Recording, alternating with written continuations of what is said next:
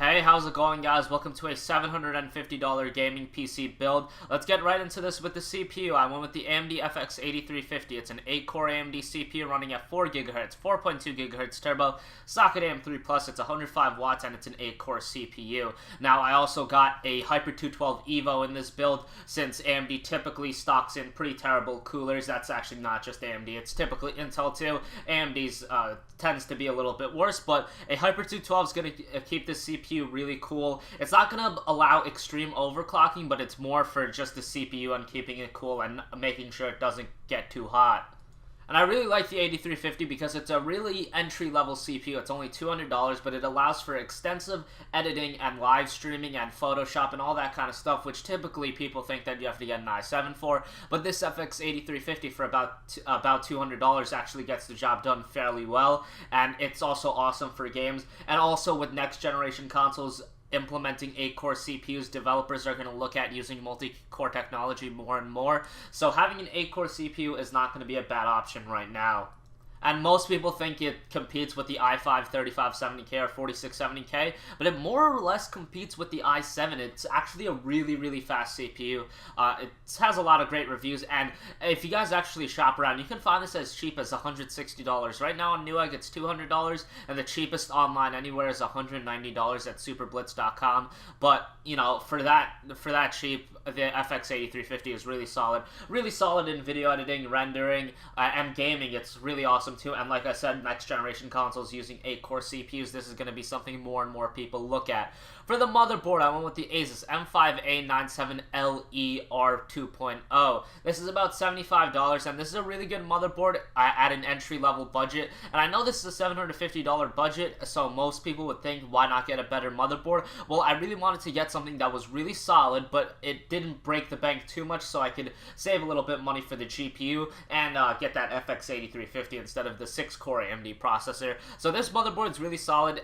It does support Crossfire and SLI, so that is really good. And yeah, with that being said, this is going to be a really great addition to the build. It has 4 RAM slots supporting up to 2133 OC RAM, so you guys have expansion and options to 16 gigabytes of RAM. Speaking of the RAM, I went with G.Skill Ripjaws X Series 8 gigabytes, 2 4GB sticks running at 1866 speed. This is about $70. Really solid RAM. It's 8 gigabytes. This is actually the exact same RAM that I run. Works absolutely great, and like I said, if you do want the option of going up to 16 gigabytes, you do have it with the motherboard, since it does have 4 RAM slots, and it's 2 4GB sticks to make up the 8 gigabytes of RAM that's in this build. So, yeah, no point in getting 16 gigabytes right now, but down the line, people are going to be looking at 16 gigabytes eventually, but even right now and for the next year or two, I don't see 16 gigabytes becoming more and more of a standard. I just don't see that happening. It's going to be left for the high end, and 8 gigabytes is still going to be the standard for a little bit. I mean, 4 gigabytes is still enough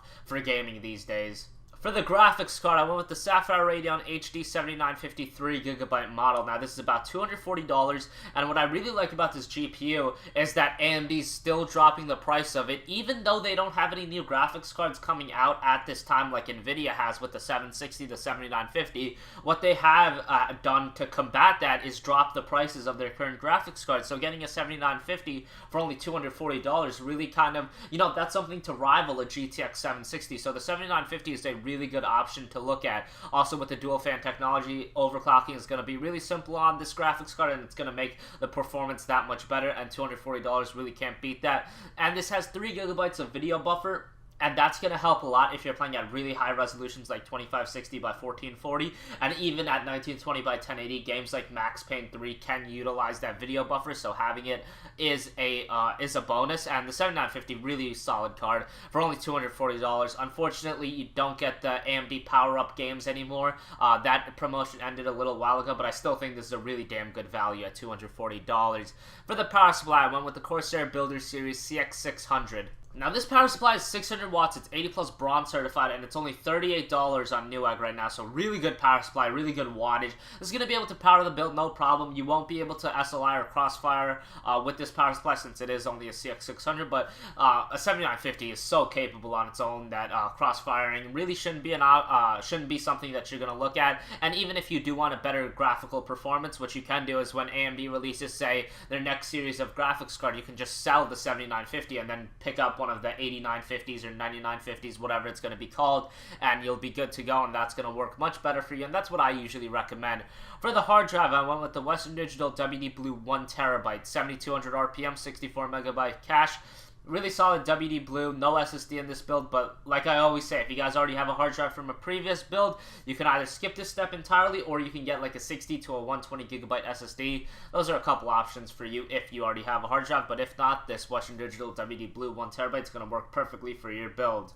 Finally, for the case, I went a different route with this so I could save a little bit of money. I went with the Cooler Master Elite 430. This is about $35, and actually a couple days ago, Newegg had a $10 off promo code on top of this, making it $25. Now, this isn't a $25 caliber case. This is actually about $50. That's about the retail going price, and it's a really solid case. It has the side panel, which I know everyone loves, and it's a really good mid-tower case, and actually, Newegg is still running that $10 off promo code. It actually ends on August 5th, so you guys might want to jump on this case for $25. The Cooler Master Elite 430 is an absolute steal at this price. Really solid, and I know everyone loves the side panel, like I said, so that's just a bonus. Thanks for watching this video, guys. Remember to subscribe, like this video, comment, and I will catch you guys later. Peace!